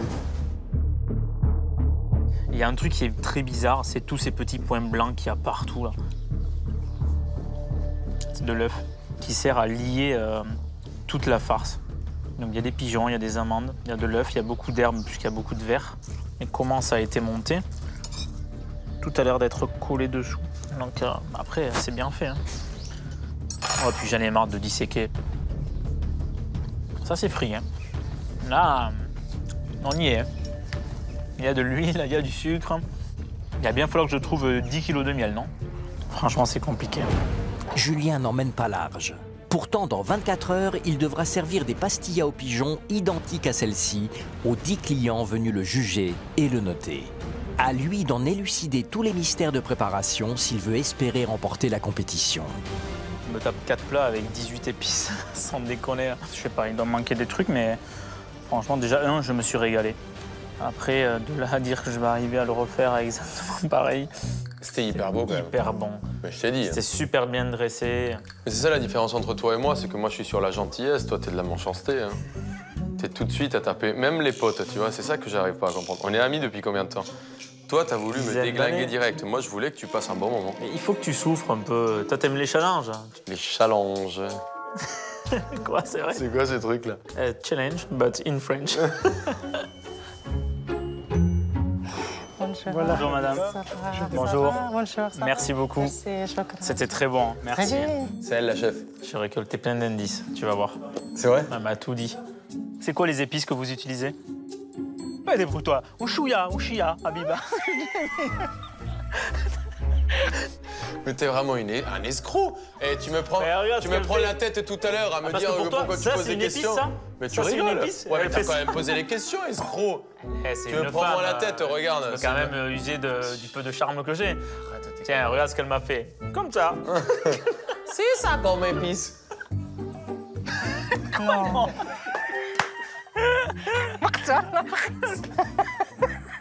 Mais moi, il faut me donner un peu. Par exemple, le monsieur qui fait le pigeon. Qui c'est qui fait le pigeon? Vous avez une adresse? Non, mais les pigeons, c'est où? C'est là? C'est là-bas, le pigeon? C'est quoi Non, non, non. Comment je fais pour trouver tout ça? Tu vas me montrer comment on fait ça? Non, toi, tu vas faire tout ça. Toi, tu vas faire ça, ça, ça. Mais tu vas m'aider un petit peu, non? Non, c'est rien. Au revoir alors, merci beaucoup. Merci, au revoir. À demain. Merci. Tout ce que je peux dire sur Habiba, c'est que c'est une super cuisinière. J'ai mangé 4 plats extraordinaires. Donc pour moi, un peu sucré, mais quand tu découvres toutes les épices qu'il y avait là-dedans et la cuisson qu'il y avait, c'était génial, quoi. Enfin, je pense que c'est un bout de femme qui est au travail du matin au soir et qui cuisine super bien, quoi. Maintenant qu'il a découvert les 4 plats qu'il va devoir reproduire à l'identique, Julien a moins de 24 heures pour faire ses courses et se mettre au fourneau. Alors, avant d'attaquer son défi, il s'octroie un instant de quiétude au pied de vestiges de l'Orient médiéval.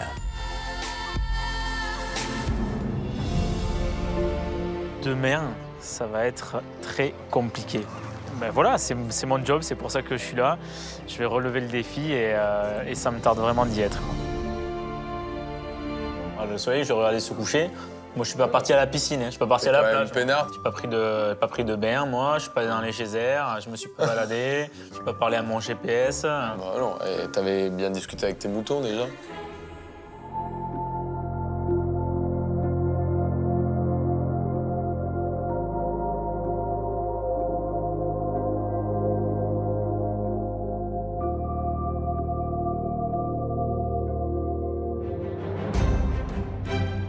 Deuxième jour au Maroc pour Julien Duboué. Dans quelques heures, il devra cuisiner un repas typiquement marocain pour 10 personnes. Mais avant de se mettre au fourneau, il faut faire les courses. Et c'est au marché Bougeloud qu'il compte trouver les nombreux ingrédients dont il aura besoin pour reproduire les 4 plats qu'il a goûtés la veille. Ça tombe bien, j'ai besoin d'œufs. Oui, combien les œufs? 12. 15, 10 plateaux. Alors, quand tu dis 1 ou 2, au Maroc, il faut savoir que ça veut dire pour eux 4 ou 6. Je peux vous prendre des poivrons verts, s'il vous plaît? Là, ça va, monsieur, ça va, monsieur. C'est bon, monsieur. C'est bon, merci. Ah, là, il y a des épices, par contre, là. Ouais, là, il y a un piment. Bonjour, c'est un piment fort. C'est possible de goûter? Oui. Oui? C'est bon?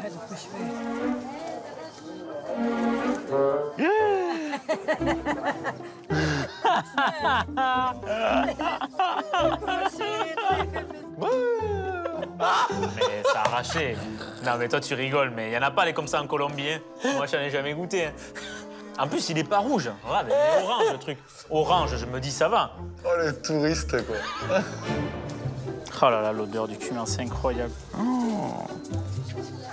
Nous, ça arrive en France à 3 semaines de séchage, ça sent plus rien. Ah, c'est incroyable. T'as un marché, t'as quand même... Regarde, le truc, il est blindé, t'as des légumes partout, quoi. Là, franchement, je vais pas mentir, j'ai passé un moment extraordinaire. T'as quand même eu de la chance d'avoir cette richesse, tu vois. Oui, ça, c'est vrai. Mais bon, qui dit richesse, dit plus de produits à trouver aussi. J'avais pas une salade de patates à faire, moi. C'est ça. Bonjour. Qu'est-ce que vous avez là? C'est la tête de mouton. Et pourquoi les... Ouais, voilà. Mamie. Mais il y a les peaux là encore là. Ah mais c'est le bouzoulouf. C'est la tête entière. Hein, ouais, c'est le bouzoulouf. Ouais, c'est tombé avec la peau.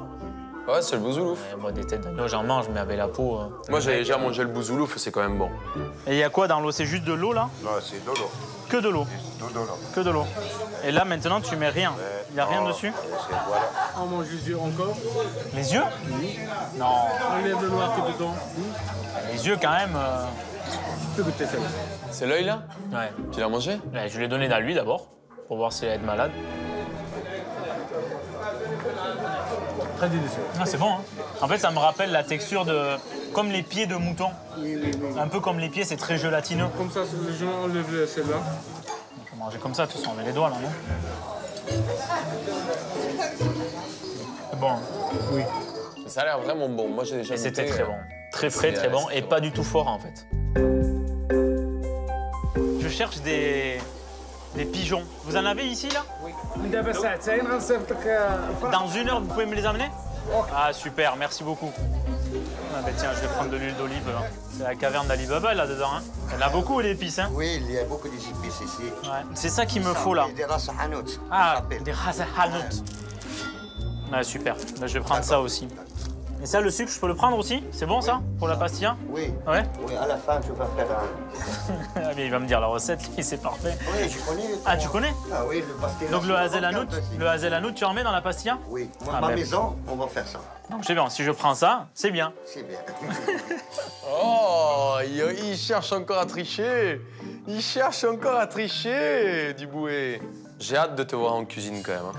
Ça va pas durer 2 heures comme toi. En 5 minutes, c'était fini. Le tour du souk enfin terminé, il est plus que temps pour Julien de regagner le restaurant où dans 2 heures, il devra servir ses plats à 10 clients habitués des lieux. Pour l'heure, il va découvrir ses fourneaux du jour où l'attend la chef Habiba. Bonjour, bienvenue, ça va? Ça va? Voilà la cuisine où je travaille. C'est ici? C'est là où tu cuisines tous les jours? Oui. Putain, le fourneau. Eh ben. Mamie, c'est quoi ça? T'es pas rassuré, toi? Ouais, mais je pense que ça va dire. C'est quoi ça? Je pense que ça va aller là. Non, mais ça va. Si tu veux, j'en allume plus. Non, mais après, je vais avoir trop chaud là. Tu vas rester avec moi un petit peu pour m'aider? Non, je ne t'aide pas, tu te débrouilles. Tu ne me connais pas, je ne te connais pas. Aounini Habiba. T'as vu, je parle arabe maintenant. Ouais, j'ai vu. Bientôt, il y aura 10 personnes qui vont venir manger ici. Alors finis la rigolade. Au travail. Ouais, vas-y, bosse un peu. Bon, je vais me changer, moi. Je vais me changer, après je reviens en cuisine. Avant d'attaquer la star du menu, à savoir la pastilla, Julien décide de préparer ses accompagnements. Car dans la box, ce n'était pas moins de 4 plats qu'il avait goûté la veille. Potiron. Je vais enlever la peau et les pépins. Et il commence par la citrouille caramélisée, dont voici les étapes de préparation. Pour la citrouille caramélisée, il faut éplucher et découper la citrouille pour la cuire à la vapeur, puis la passer à la poêle. On y ajoute ensuite de l'huile, de la cannelle et du sucre pour bien la caraméliser et qu'elle soit délicieuse. Je vais le mettre à cuire à la vapeur et derrière, je vais le reprendre en fait avec de l'huile d'arachide, la cannelle, le sucre, du miel et les sésames et les amandes dessus au dernier moment. Techniquement, on va dire, elle n'est pas très compliquée. Hop, ça, je vais le mettre en cuisson en vapeur. Et là, maintenant, on va se lancer à concasser de tomates. De me retrouver à faire à manger pour une douzaine de personnes dans une cuisine que je connais pas avec un couteau tout petit là, sans couteau, sans commis, sans personne, c'est pas tout simple quoi. Ouais, t'es avec les couteaux de là-bas quoi. Bah oui. T'es pas aidé hein. Quand tu vois que Habiba, elle envoie 200 ou 300 couverts dans la journée dans cette cuisine. Mais en plus, c'est technique ce qu'il fait. Mais c'est dur et moi je leur tire ma révérence. Et même s'il n'y a que 7 ou 8 plats à la carte, il faut les envoyer. Hein. Ouais, mais un jour, tu viendras dans un de mes restaurants, je t'apprendrai comment on fait.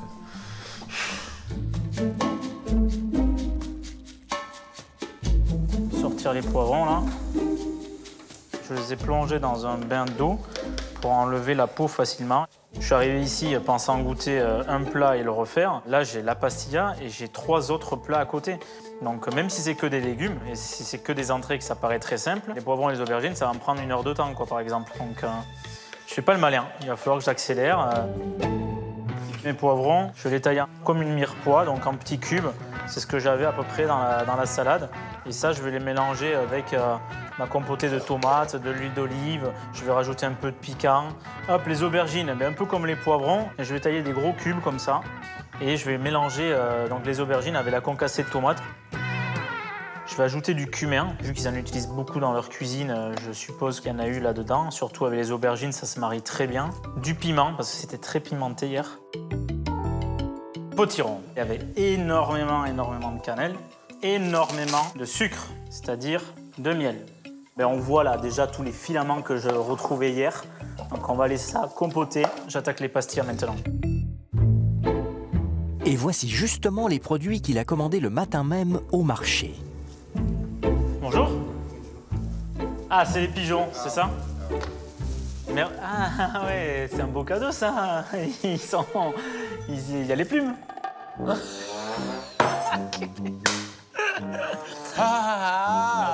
Un truc, on dirait des moineaux en plus, ils sont tout petits. Me retrouver à plumer des pigeons, c'est pas un grand problème, hein, je veux dire. Ma grand-mère, elle a élevé des poulets tous les week-ends, je me tapais des poulets à plumer. Regarde, 5 minutes, il va être plumé.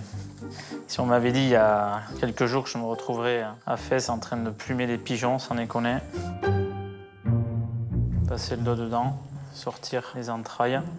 Oh, il m'a chié dessus, lui. Voilà, je vais les flamber un petit peu pour enlever les dernières plumes. Hey!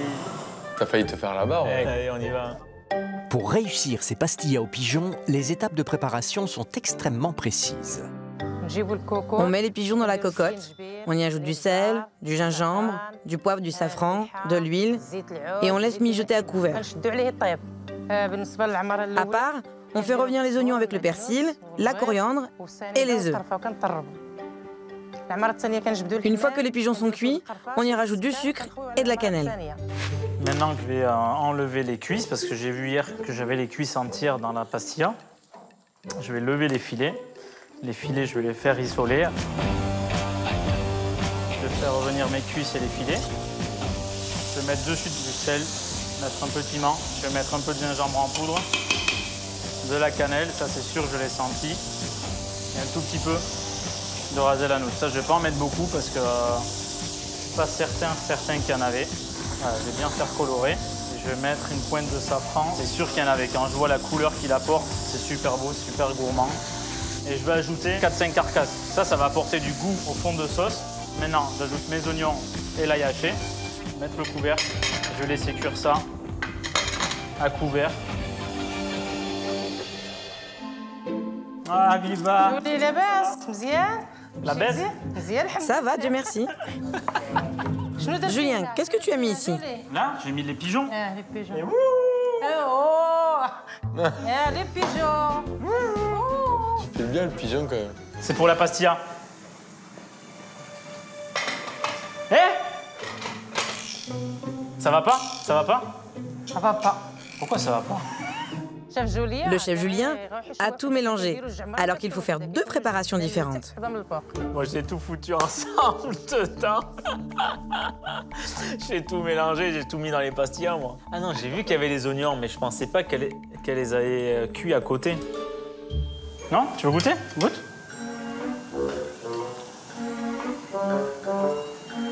Je vais me faire engueuler. Si je me fais engueuler, je suis pas bien. Le chef Julien a mis du ras el hanout dans sa farce. On ne le fait jamais. On met juste du gingembre, du poivre, du safran, du sel, de l'huile et des oignons. C'est tout. Jamais du ras el hanout. Et l'autre con sur le marché, qu'est-ce qu'il m'a dit? De mettre du ras el hanout dedans. Et voilà. C'est ça, à tricher. Voilà. Pas tricher, je me suis renseigné. T'as été fouetté avec le bâton que t'as donné, c'est normal, tu rigoles ou quoi? Ah merde, je me suis fait niquer là-dessus, tiens. Et elles sont où les feuilles de briques? Je vais aller les acheter. Non, non, Julien. J'en ai vu hier, j'en ai vu. Les feuilles, il faut que tu les fasses toi-même. T'as pas fait les feuilles? Eh bien, tu vas voir. Alors, mes pigeons, je vais mettre les carcasses d'un côté, je vais les sortir. De toute façon, ça va donner assez de goût maintenant. Ça sent bon. Je vais faire réduire ça, là, et je vais aller attaquer les feuilles de briques. Une étape délicate et extrêmement technique qui est loin de rassurer notre chef. J'ai pas envie de les faire, en fait, c'est pas si. Ça me fait peur. Je vais y mettre un filet d'huile. Comme ça, au moins, je me dis que ça va pas trop coller quand je vais les faire. Faut que j'appelle Habiba pour qu'elle m'amène son ustensile de cuisson. Habiba! Please! Choukran! Habiba!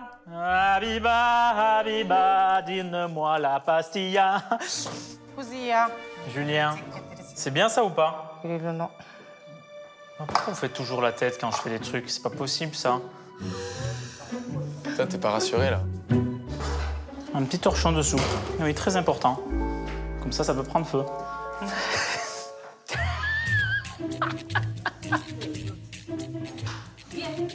Mais je fais quoi? Attends.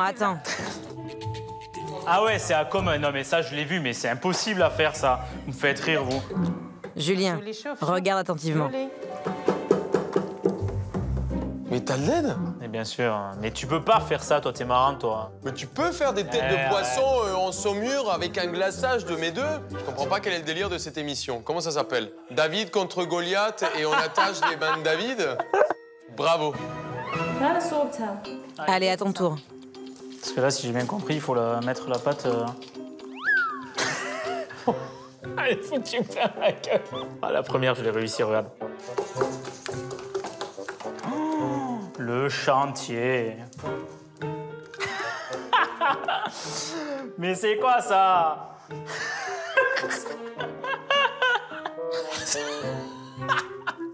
Bravo. Salut, merci. Hein. Putain, j'en prends plein la gueule, là, sans déconner.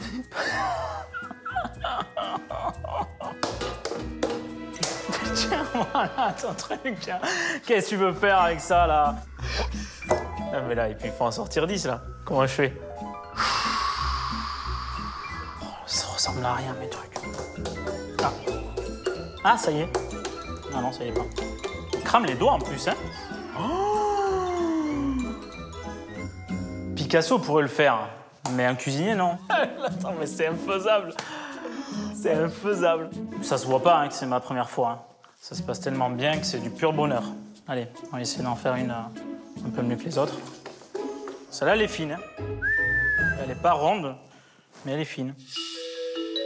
Le chef Julien n'a pas réussi la feuille de brique au début.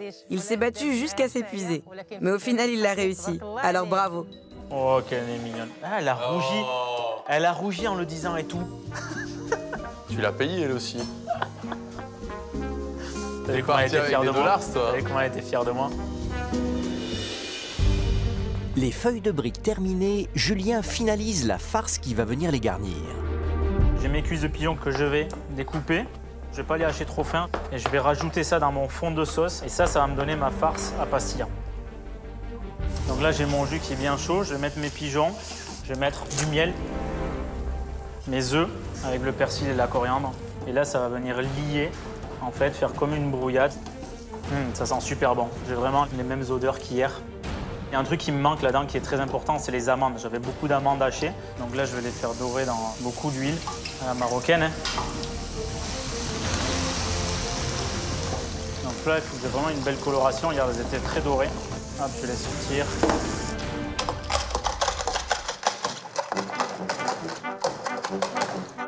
Ça, c'est une technique homologuée par l'association distritale des amandes, tu vois. De France. C'est là, vraiment, on t'a donné ton passeport marocain, mec.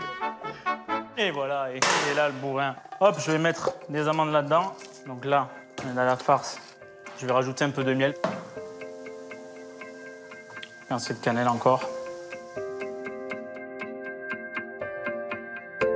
Je suis vraiment content de cette farce et du goût qu'elle a, mais je vais la corser un peu en épices. On est quand même dans le pays des épices. Je vais rajouter un peu de gingembre en poudre. Je vais rajouter un peu de piment. Encore une belle pincée de cannelle. Et encore du miel, quoi. Hier, c'était vraiment sucré. Et voilà, ma farce pastilla est prête et je vais attaquer le montage. Alors là, s'il me charrie sur le sucre, je comprends pas. Ok, let's go. Allez, je vais faire ça. Je vais cacher mes 2 cuisses de pigeon dedans, rajouter un peu de farce. Donc on va essayer de faire un joli cylindre. Ce qu'il faut faire, c'est 2 couches. Sur la feuille de brique, on met d'abord en premier une couche d'oignon, qu'on répartit bien sur toute la feuille. Ensuite, on ajoute le pigeon par-dessus et on saupoudre d'amandes pilées. Ah, t'avais mis un paquet d'amandes hachées après. Moi, j'ai tout foutu dans la même.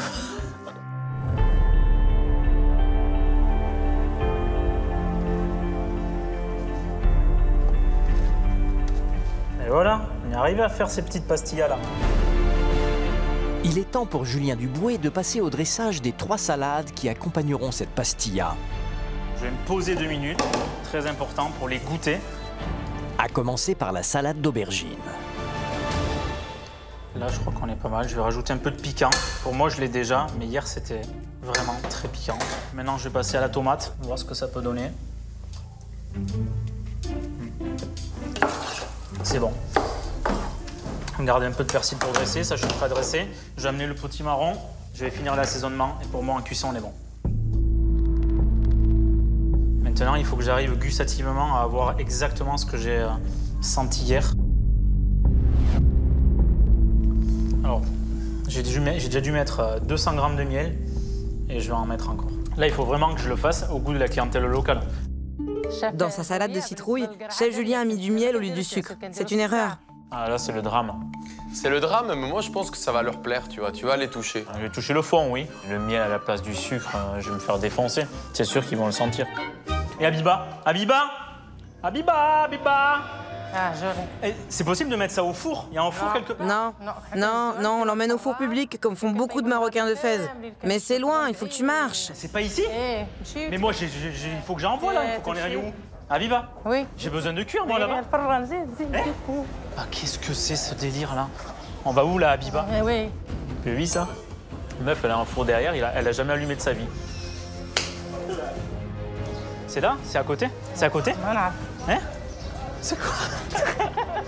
C'est qu'on va se retrouver, là. Ah, c'est là?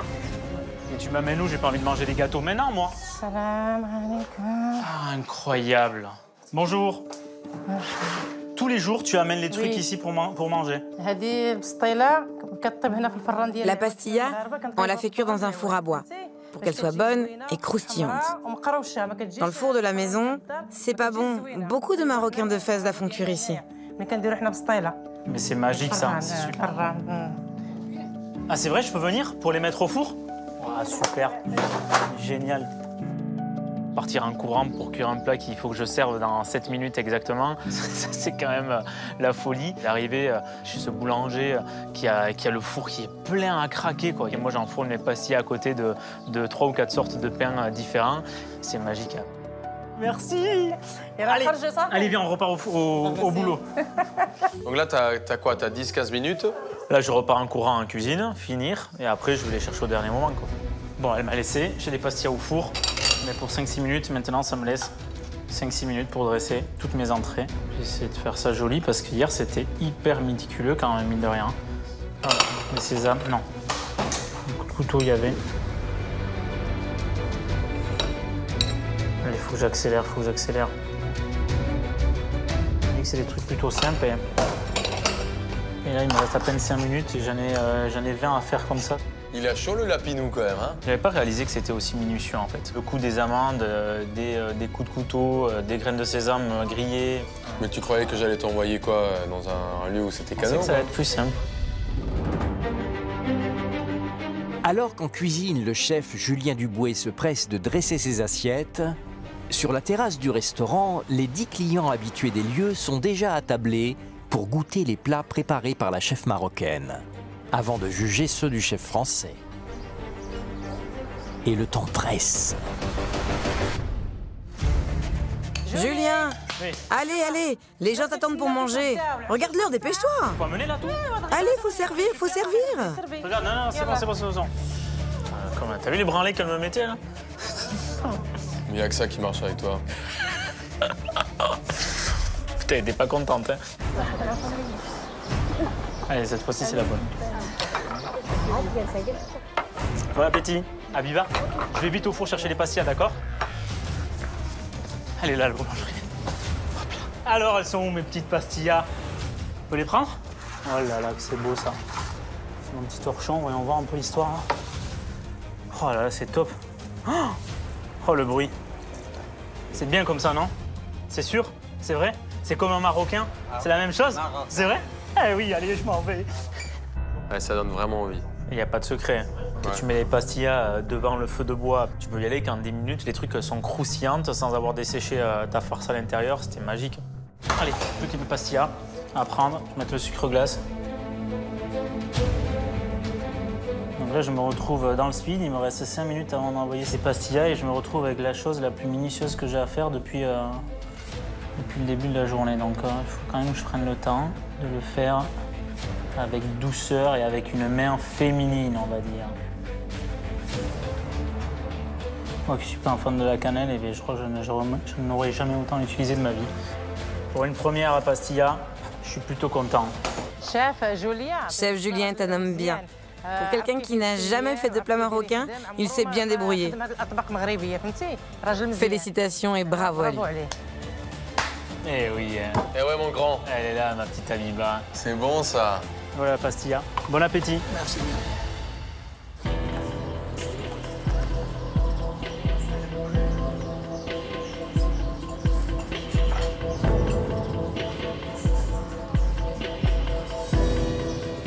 C'est bizarre d'avoir des gens qui goûtent des assiettes mais qui ne sont pas mes recettes. Maintenant, est-ce que ça va plaire aux locaux? C'est une autre chose. Vu leur tête, ça n'a pas l'air de les réjouir au possible. Non, je fais pas le malin, quoi. Les deux plats se ressemblent vraiment beaucoup et ça me plaît bien. Les salades du chef. Je préfère les salades du chef français à celles de Habiba.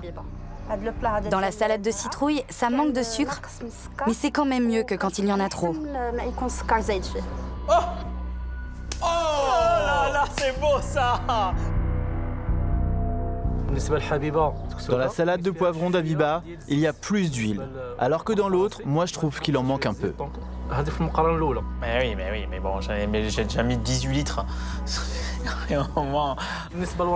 La feuille de brique est bien cuite, elle est fine et bonne. Les amandes ne sont pas assez moulues et un peu brûlées. On peut pas les manger.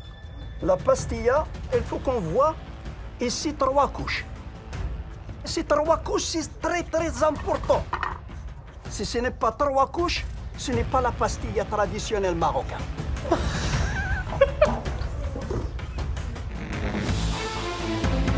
La dégustation terminée, les 10 clients vont maintenant noter sur 10 les plats de Julien Duboué. Combien de points le chef français va-t-il récolter? Et surtout, a-t-il fait mieux que la moyenne de 7,7 de Juan Arbalaise? Bon, c'est le moment de la vérité. Moi, j'ai 7,7. C'est dur à battre. C'est faisable, Juju. Mon Juju. On découvre ça? Allez, vas-y, fais péter. 7. 7. 8. Ah! Et bah, c'est un 6. Et encore un 8. Oh, mais je suis pas mal, là. T'es bien. Putain, mais ça commence à monter, en fait. Ouais, mais moi, c'est moi qui suis pas bien, là. Et c'est un 5. Et il est là. Donc, ta moyenne...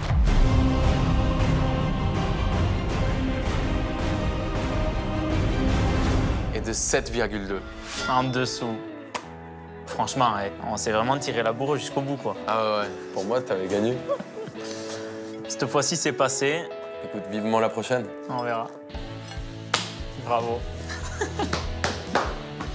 Bien joué. Félicitations. Magnifique! Bravo, mec! Merci, mec. Merci. C'était ouf.